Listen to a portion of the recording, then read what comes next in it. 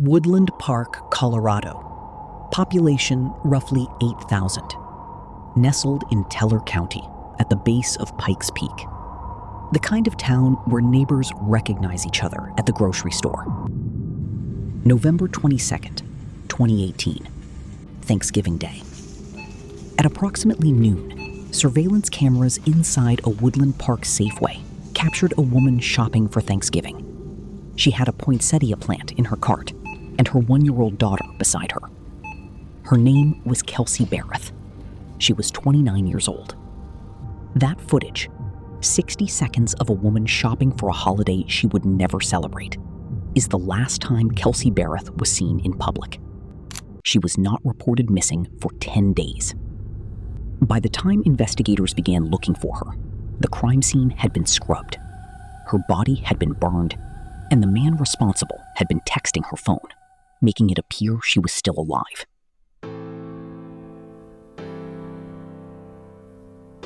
Kelsey Berreth grew up on a hay farm in Moses Lake, Washington, a small agricultural community in the eastern part of the state. By all accounts from family and friends who testified during the trial, she was raised with a strong work ethic, a love of the outdoors, and a pull toward the sky that started early. Her mother, Cheryl Berreth, testified that as a child, Kelsey had dreams of becoming a crop duster. Those dreams evolved into something more structured. She enrolled in a flight training program at a local community college after high school, obtained her pilot's license as a teenager, and eventually worked her way toward a career in aviation instruction. Her uncle Scott Morin described her passion for flying simply. She was fascinated with it.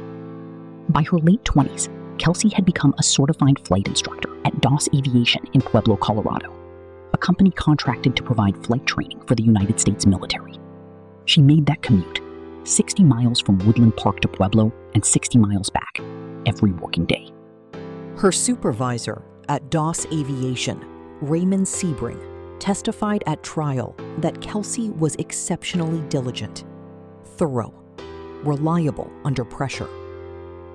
Her longtime friend, Nicole Haywood, speaking to CBS's 48 Hours, described a woman who defied easy assumptions. Someone who looked polished in photographs, but had grown up driving tractors and hauling hay bales on her family's farm. Underneath the surface, she said, Kelsey was tough. In 2015, Kelsey met Patrick Frazee through an online connection. Frazee was a rancher and horse trainer from Florissant, Colorado, a small community about 15 miles west of Woodland Park. Kelsey eventually relocated to Colorado, settling into a townhome in Woodland Park. They began building a life together. In October 2017, their daughter Kaylee was born.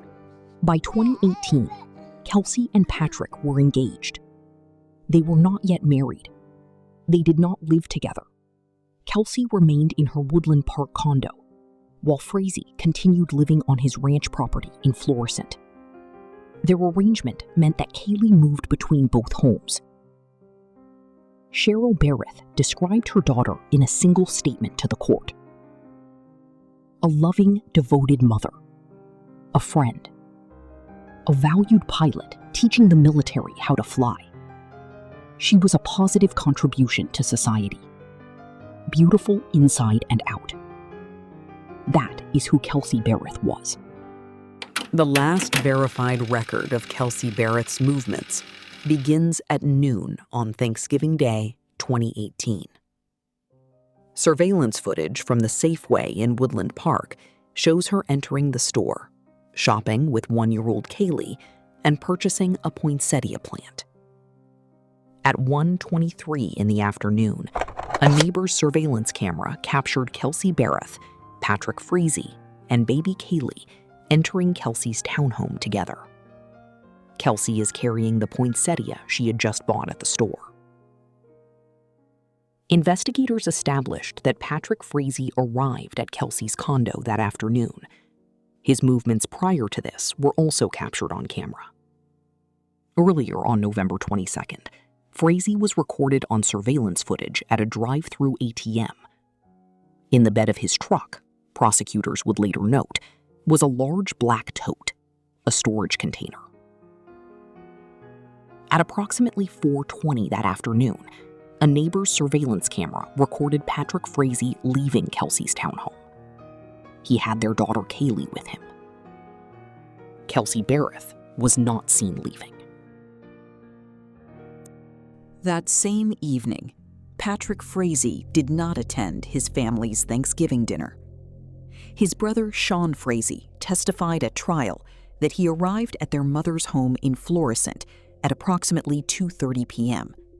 Patrick was not there. The family ate without him. Sean Frazee testified that Patrick called their mother at 4:30 p.m., approximately 10 minutes after leaving Kelsey's condo on surveillance footage, and said he was on his way over. 2 days later, November 24th, Patrick Frazee appeared on surveillance footage at a Conoco gas station. Prosecutors established at trial that he was filling up a gas can. The following day, November 25th, Kelsey Berreth's phone pinged a cell tower in Gooding, Idaho, more than 900 miles from Woodland Park. Text messages were sent from her phone that day, one to her employer at Doss Aviation, saying she would not be into work the following week, another to Patrick Frazee. Kelsey Berreth was not in Idaho.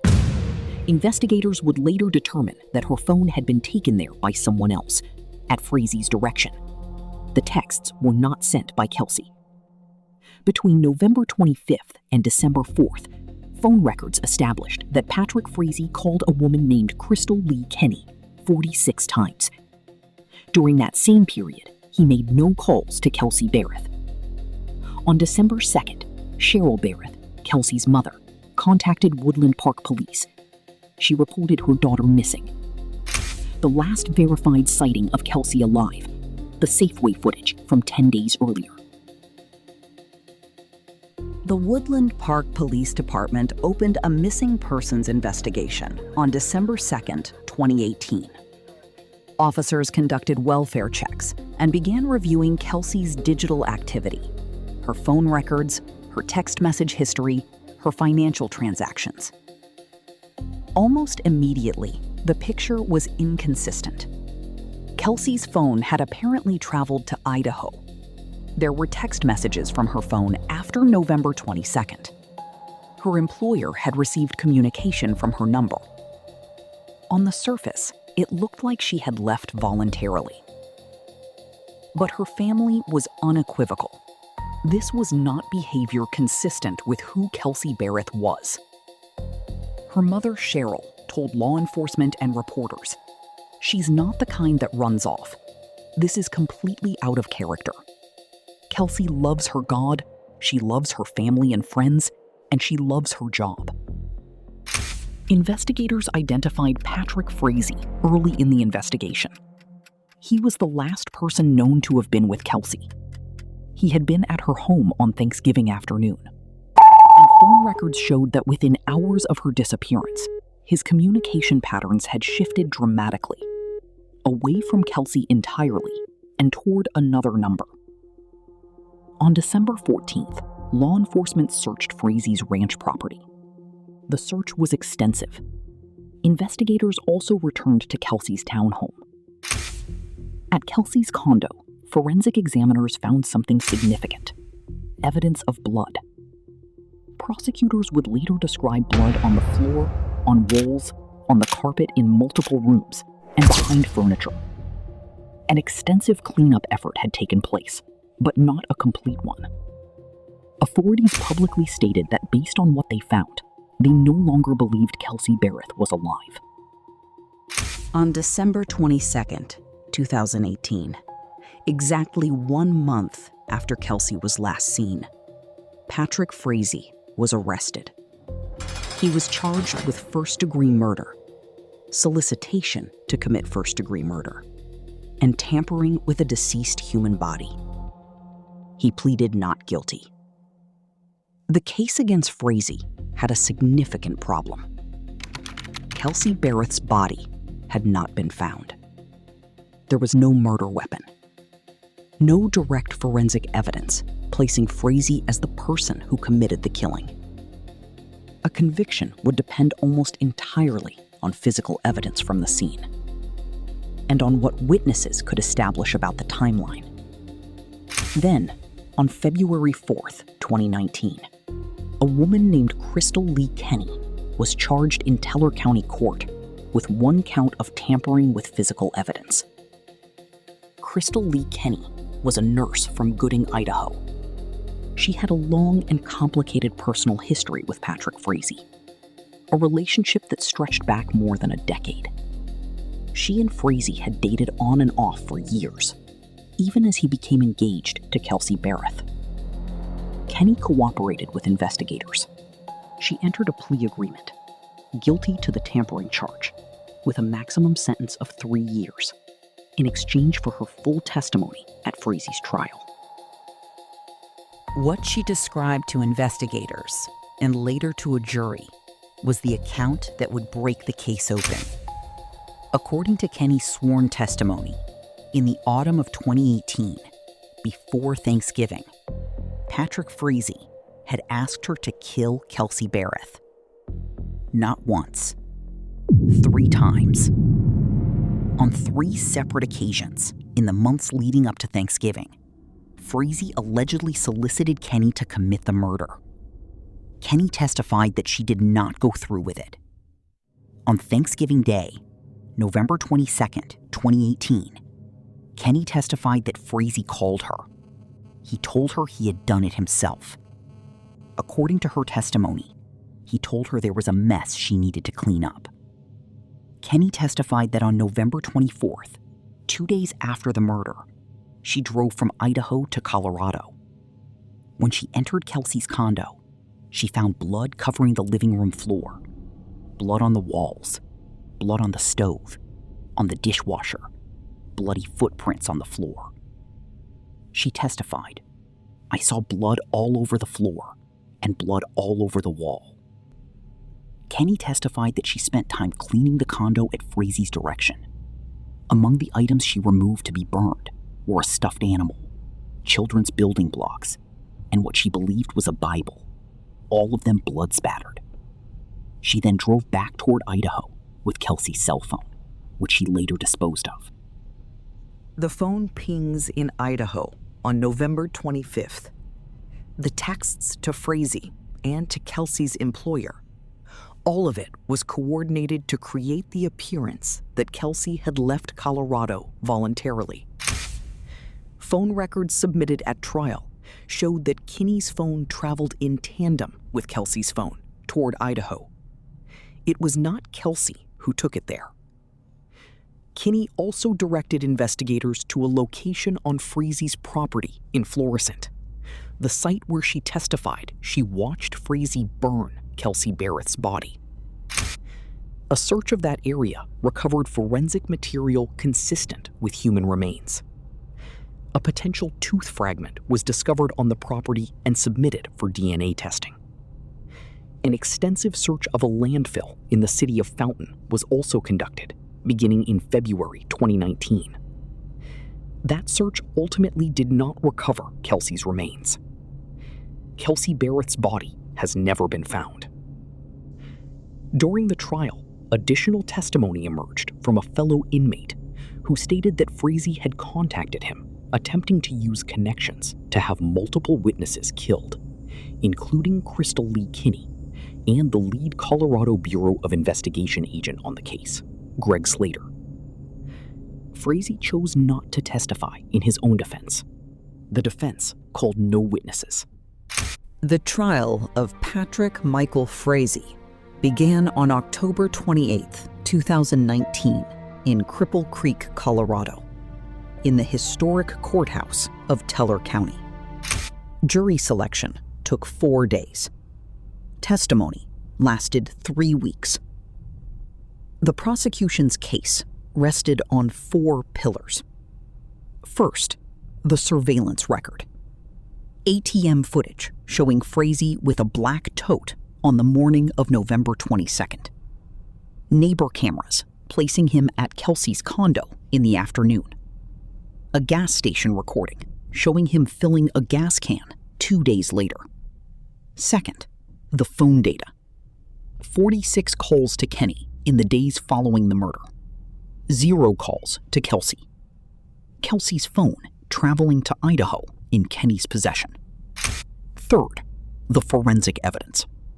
Blood at the crime scene consistent with violent death, and physical evidence at the burn site on Frazee's property. Fourth, and most critically, the testimony of Crystal Lee Kenny. Kenny testified for multiple days. She described, under oath, the 3 occasions on which Frazee had solicited her to kill Kelsey Berreth. She described receiving the call on Thanksgiving Day. She described arriving at the condo, the condition of the scene, the cleaning she performed, and the drive to Idaho. She also testified to a detail that prosecutors highlighted in closing arguments, that according to what Frazee told her, on the night before Thanksgiving, November 21st, Kelsey had spent the evening with Frazee at his ranch, caring for him. He beat her to death the following afternoon, while Kaylee was in the home.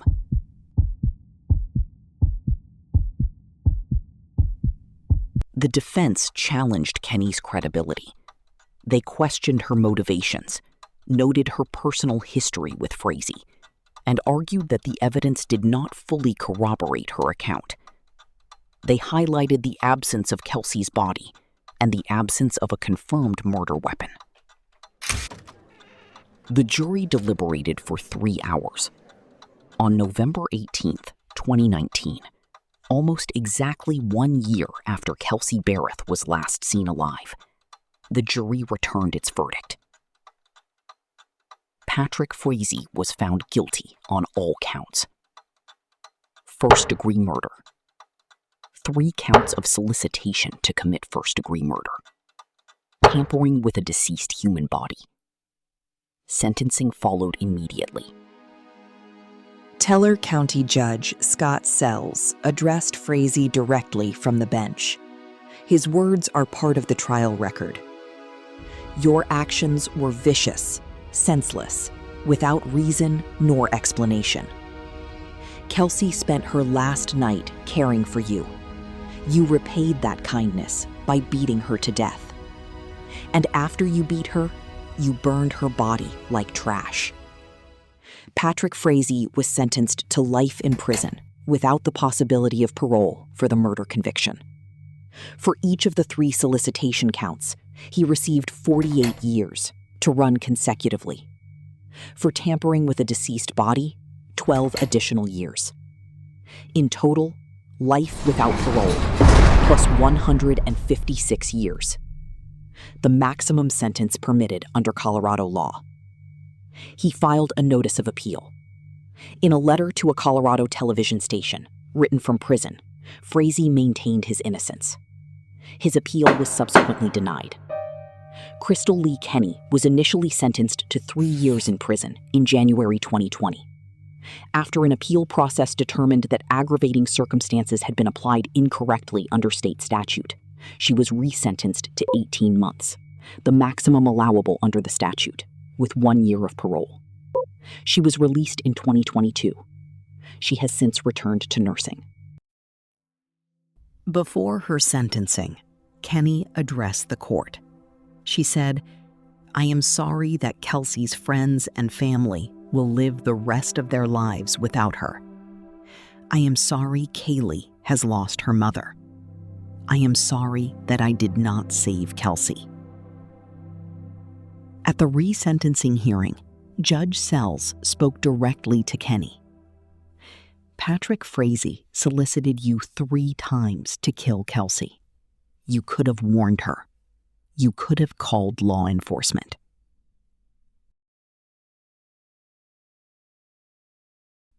On December 13th, 2018, hundreds of community members gathered at Memorial Park in Woodland Park to hold a candlelight vigil for Kelsey Berreth. A photograph from that vigil shows her image surrounded by light. Her daughter Kaylee, who was 1 year old on the day her mother was killed, was placed in the custody of Kelsey's parents. Kelsey's mother Cheryl continued to speak publicly about her daughter in the years following the trial. Kelsey Berreth was a flight instructor who taught U.S. Air Force pilots how to fly. She drove 120 miles every day to do a job she loved. She grew up on a hay farm in Washington state and carried that work ethic with her into everything she did. She was quiet when you first met her, her friend said, but sharp, devoted, fiercely dedicated to her daughter. She was 29 years old. Her remains have never been found. Kelsey Berreth, 1989 to 2018.